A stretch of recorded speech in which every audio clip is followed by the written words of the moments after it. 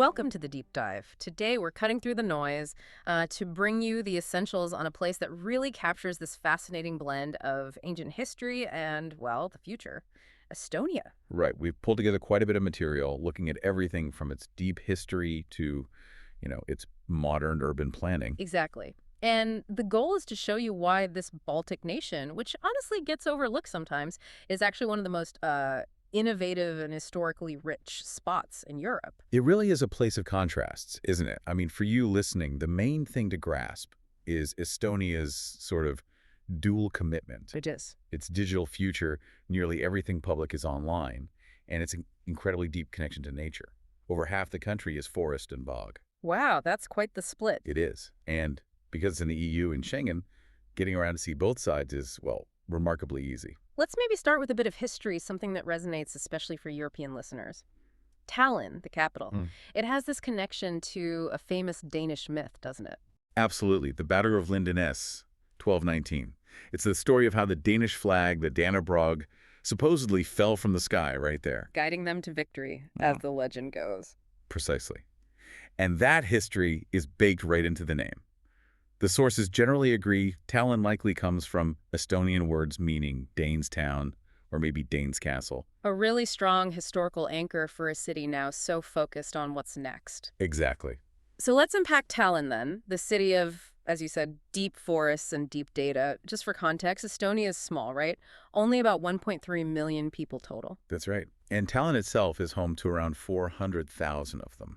So, yeah, roughly a third of the entire nation lives in the capital region. And getting there is pretty straightforward. Oh, incredibly so. Yeah. The airport, Tallinn Leonard Mary International, it's really close, only about 4 kilometers from the city center. 4 kilometers? That's nothing. Hardly. You can just hop on bus number 2 and it connects you straight to the main train and bus stations. Ah. Easy.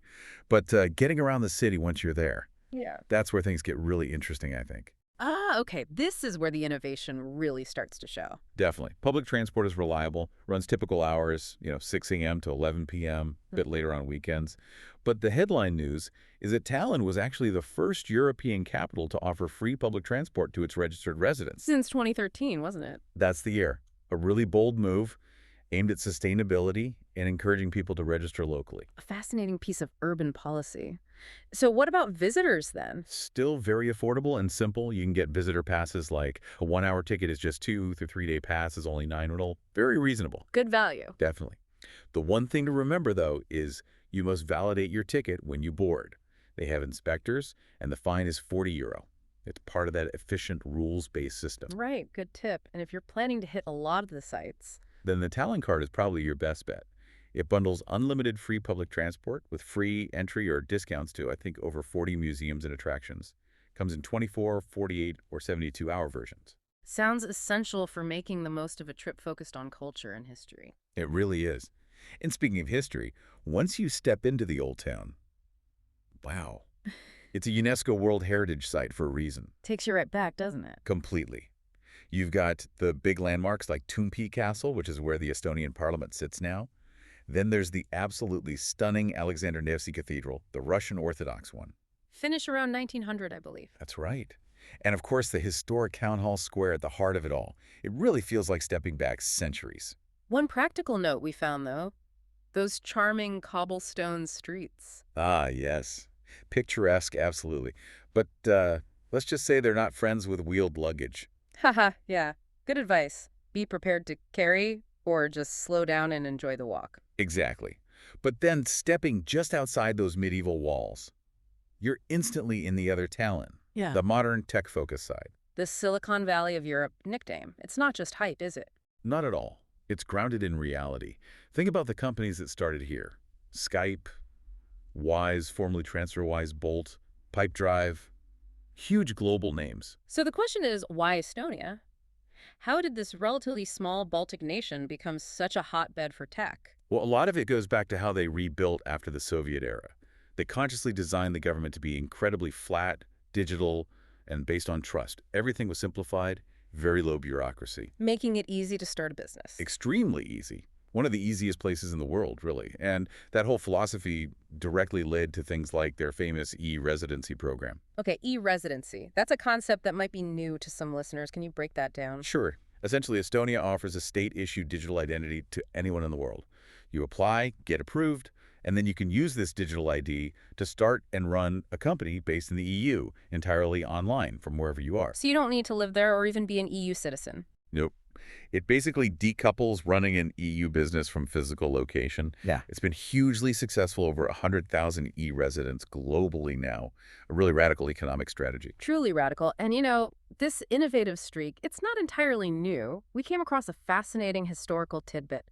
An Estonian inventor, Alexander Lewenthal. Ah, yes, the glider flight. Exactly. He apparently flew his own self-built glider for about 80 meters back in 1894. That's, what, 9 years before the Wright brothers' famous flight? It's an amazing story. It really suggests this deep-seated capacity for invention and, maybe thinking outside the box long before computers came along. It really does. Yeah. So if you want to see where that modern innovative culture hangs out today. You absolutely have to check out places like Teleskivi Creative City. It's often called a hipster paradise, but it's genuinely cool. Loads of street art, independent shops, startups, very vibrant. Okay, Teleskivi. What else? Then there's the Kalamaja district. It used to be more industrial, working class, but now it's full of cool wooden houses, great bars, galleries. And also the Kadriorg district, much more elegant. That's where you find the Kadriorg Palace and its beautiful park, built for Catherine I by Peter the Great. Quite contrast. But to really understand Estonia today, you also need to grapple with its more difficult recent past, right? The Soviet occupation. Absolutely. It's crucial context for understanding their fierce drive for independence and digital security. And there are places that bring this home quite powerfully. Like the KGB prison cells. Yes, on Pugari Street. It's a very sobering but essential visit. It details how political prisoners were treated. They even have one cell they call the cupboard, and incredibly small, no windows, designed for total sensory deprivation. Grim, but important history. And isn't there also a KGB museum in a hotel? Yeah, the Hotel Viru. The museum's on the top floor, which the KGB secretly occupied to spy on foreign guests staying below. The eater irony. Using the most modern visible building at the time for espionage. Exactly. Yeah. It really highlights why things like digital privacy and state transparency are so fundamentally important to Estonians now. They live to the opposite. Right. So after taking in some of that heavy but necessary history, you probably need a shift.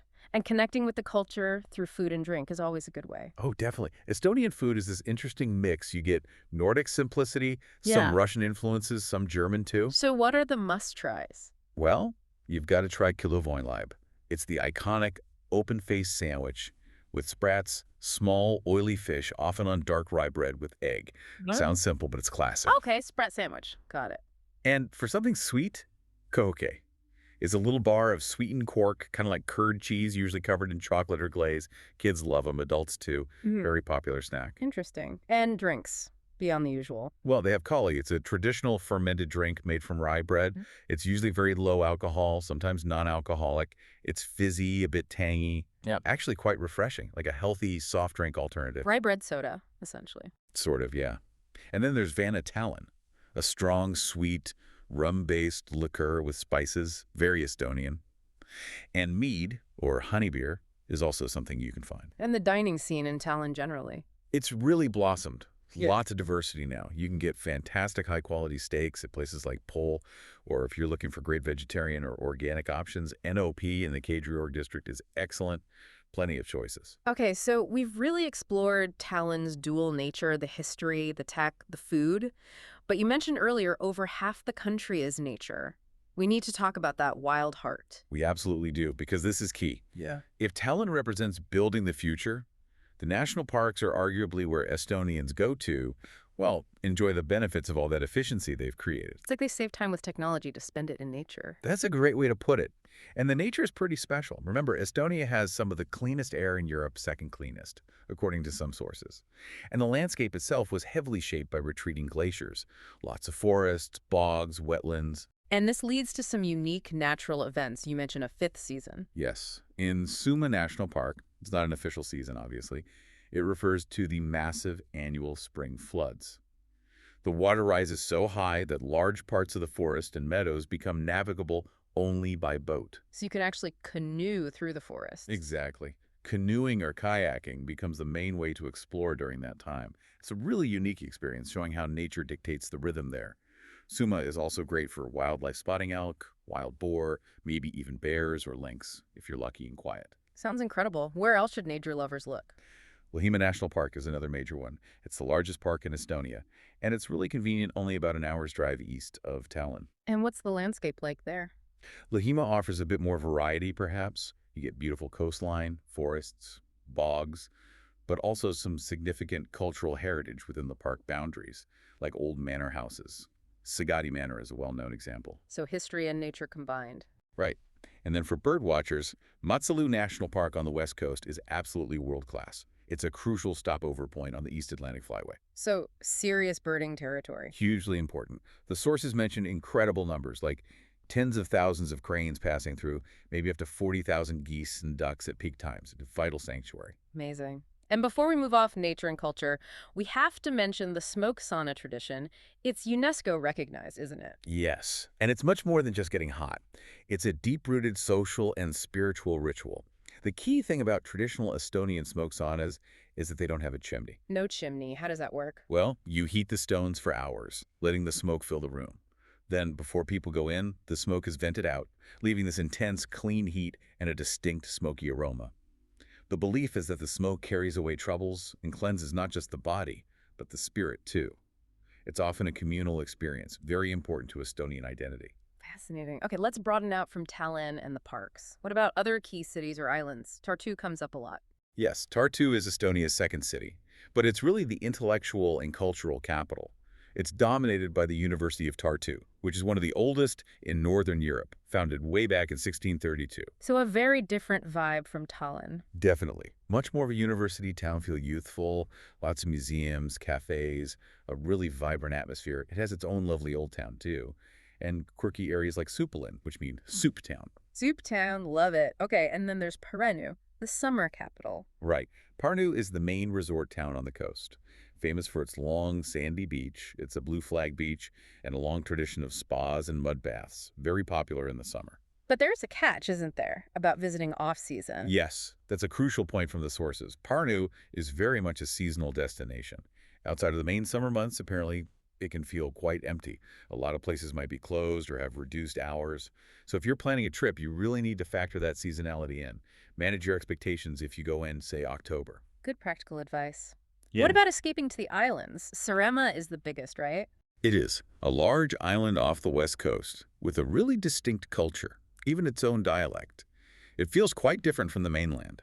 Historically significant to lots of Viking connections. And the main town there is Kuressaare. Yes, and its main landmark is Kuressaare Castle. It's incredibly well preserved, one of the best medieval fortifications in the Baltics, mostly built around the mid-17th century. Really impressive. And Saaremaa is also known for spas. Very much so. Kuressaare, the town, has an astonishing number of spas per capita. Something like one spa bed for every 10 residents, apparently. Wellness is big business there. And while you're on Saaremaa, you should also check out the Kali meteorite crater field. Meteorite craters. Yeah, a cluster of 9 craters formed by a meteorite impact thousands of years ago. They made craters quite dramatic, a unique geological site. Definitely sounds unique. Any other quick mentions? Haapsalu? Right, Haapsalu is another charming seaside town, smaller than Pärnu, known for its beautiful old wooden architecture, narrow streets, and also a history of therapeutic mud spas dating back to the 19th century. It hosted Russian royalty back in the day. It also has its own medieval castle ruins. Okay, so we've covered a lot of ground from Tallinn's tech scene and medieval heart through the national parks to other key cities and islands. It really paints that picture of duality, doesn't it? Yeah. Ancient European roots like that flag story sitting right alongside cutting-edge digital governance, e-voting since 2005, e-residency.